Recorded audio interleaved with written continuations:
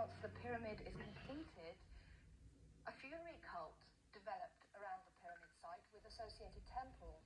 And we have a whole host of Wab priests, purified priests, lectoral priests, the priests who spoke the spells of the daily rituals of the king, the deceased king's spirit.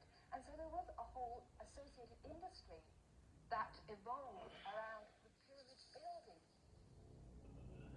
Although pyramid building was continued for centuries, it is the pyramids that were built during the time of the Old Kingdom on the site at Giza, just a short distance from the royal palace at Memphis, which have caught the eternal imagination.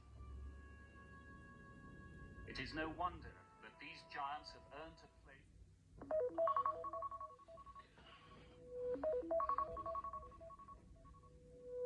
among the 7 wonders of the world.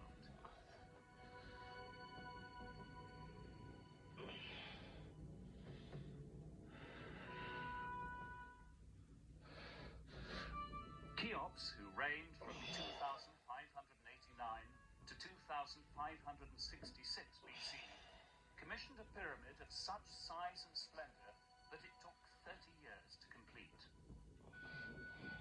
I think that at the time they were complete, the pyramids would have been regarded with great awe by people who saw them. First of all, we've got to remember what else they can see in the built environment at that time.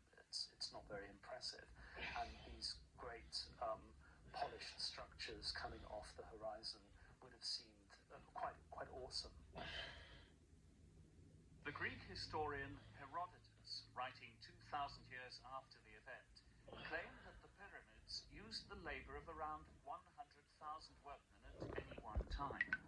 It was like outside of the pyramid, and that was quarried just across the river at a place called Tura, and that was floated over on barges during the flood seasons. There was also some hard specialist stone like granite, basalt and so on. These came from other parts of Egypt, and here the Nile became absolutely fundamental because the quarries for granite were down at Aswan, a couple of 100 miles south of the pyramid site. So the river was the only way these great blocks, this very hard, very prized stone granite, were brought up the pyramid plateau.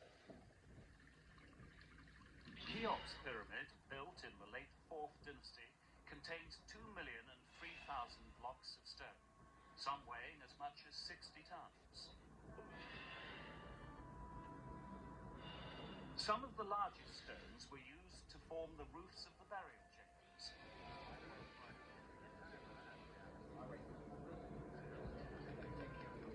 The enormous stone tomb, known as a sarcophagus, in which the body of the pharaoh was to be laid, was first lowered into the burial chamber. The sarcophagus would have been far too large to carry through the complex small tunnels.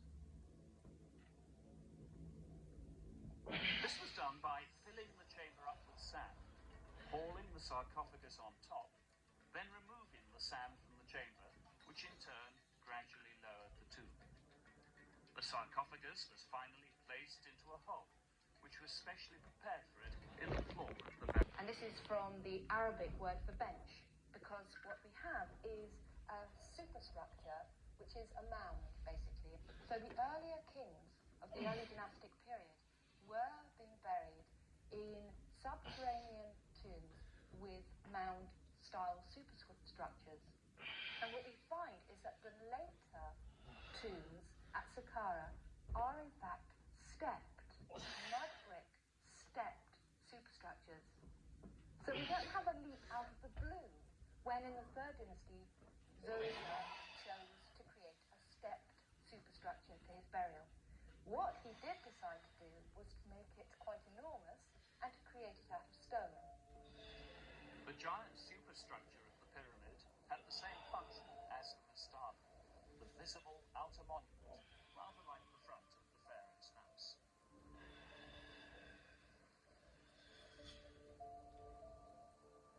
The Greek historian Herodotus, whose account of the pyramid is remarkable for its combination of hard research and shrewd speculation, described its construction.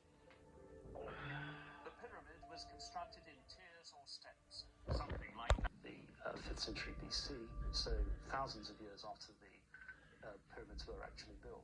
Secondly, I Herodotus' broader agenda, which is really to talk about the conflict between the culture of Greece and the culture of the East, in which Egypt obviously plays an important part.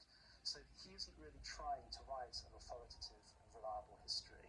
He has broader agendas, I think. So I think we do have to take Herodotus with a pinch of salt. We also have to remember that very likely he was being fed information by Egyptian priests who couldn't necessarily converse in Greek. And so Herodotus was perhaps communicating with them through an interpreter. Perhaps they considered that they wouldn't for one moment tell Herodotus the mysteries of their ancient traditions. And so perhaps they chose the illusion of the garden path.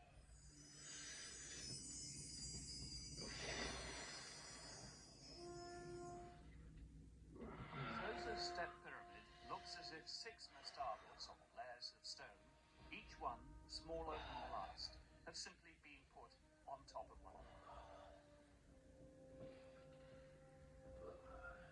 It was in 1837 that the discovery was made